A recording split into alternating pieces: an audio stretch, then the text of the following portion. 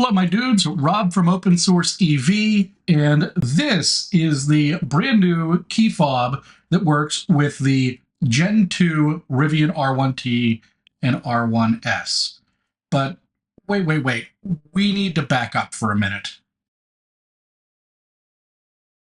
This is the new key fob for the Generation 2 R1S and R1T Rivian, how it comes out of the box. In this video, we're going to take a look at this. We're going to tear it apart. We're going to compare it with the Gen 1 unit, and we'll talk about how it was shown right at the beginning of this video in the Rangefinder key fob surround specifically for the Gen 2 unit. Let's get started. First things first. When you order one, this is what you get. Only sticker on it says this. Let's go ahead and take it out.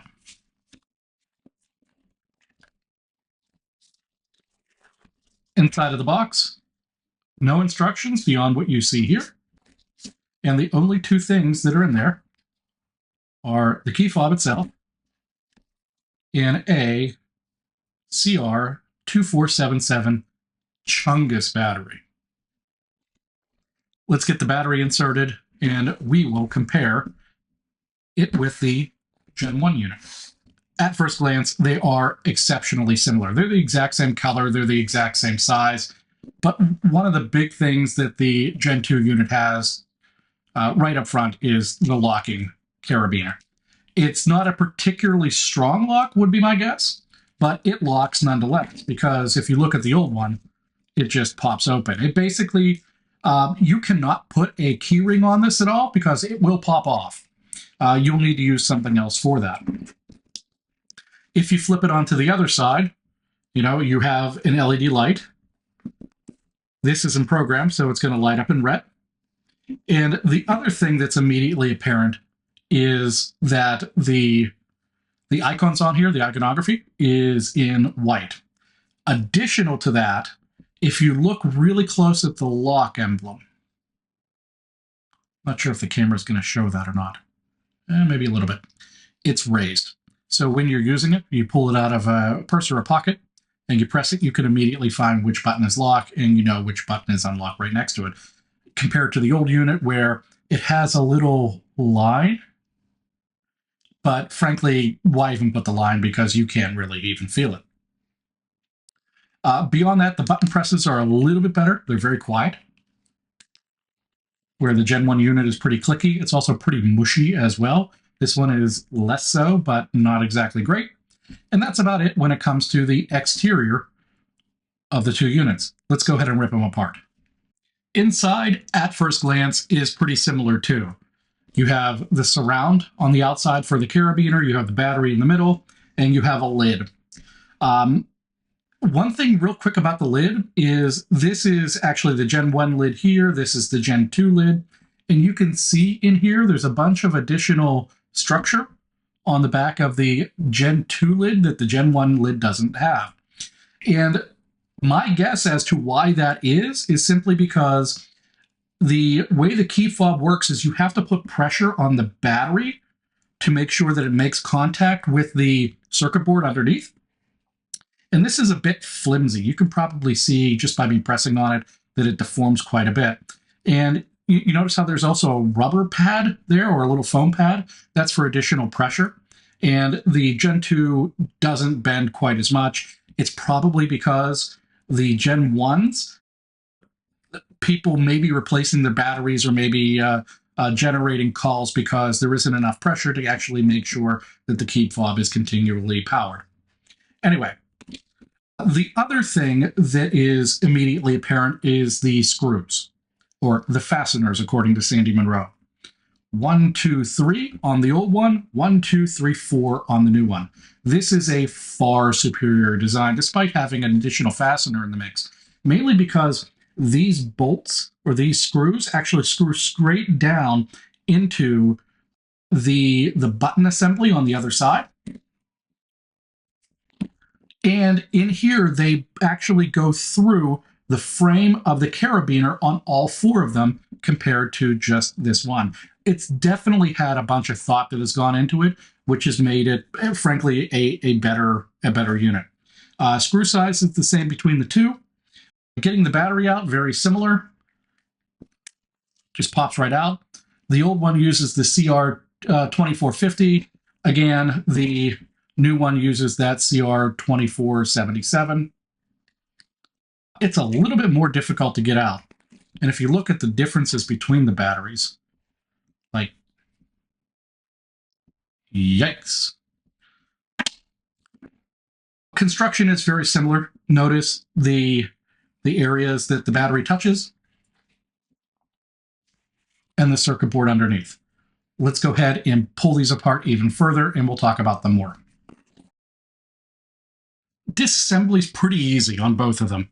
Take all 3 screws out, and these basically pop right out. 2 things I want to point out at this stage. Number 1 is neither of them are waterproof. Let's be real. When you have a plastic insert into a metal surround and you have it screwed together with only 3 fasteners, it's not going to be particularly waterproof. The second is the screws are different. So looking at some of the new ones here, it's a much smaller, much more finely threaded screw than the old one, which has a larger head and a much more coarse screw body. Going even further, this was where things start to get really, really different. So the button panel for each of them is very, very different. Completely redesigned. The surround around the board is very different. Again, Gen 1 right here, Gen 2 over here. This is more of a foam. This seems to be more of a rubber. And the board, of course, is very different as well. This is a Gen 1 board. One big chip. There's the antenna.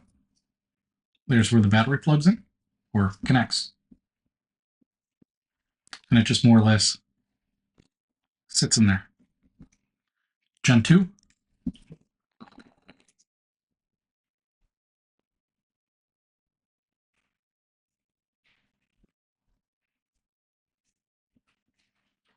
This appears to be the antenna instead of the big standalone unit. Okay, from here, let's talk about the rangefinder from the beginning of the video.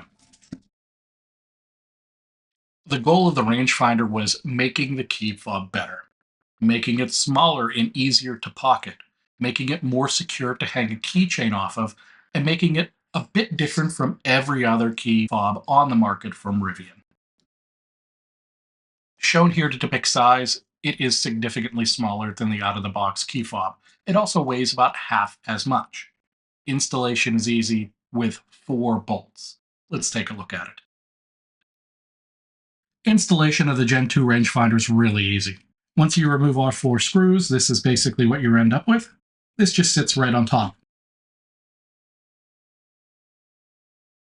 Starting at the open end, take your screws, put them in the hole, wiggle them around a little bit until it seats. Let's do the other one as well. Notice how far down they are. And then screw them down. It's important to note here that these are rather fine screws, so there's a lot of turns in order for them to get situated correctly. Let's do it with the other 2 here. It's important to note that all 4 screws, before fastening them down, sit to about the same depth, and it's exceptionally important that you not over-tighten. That's what it should look like. From there, insert the battery, make sure it's in there. Insert the hook.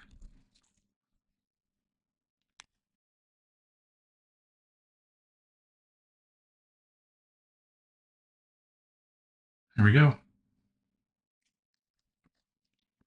Rangefinder installed.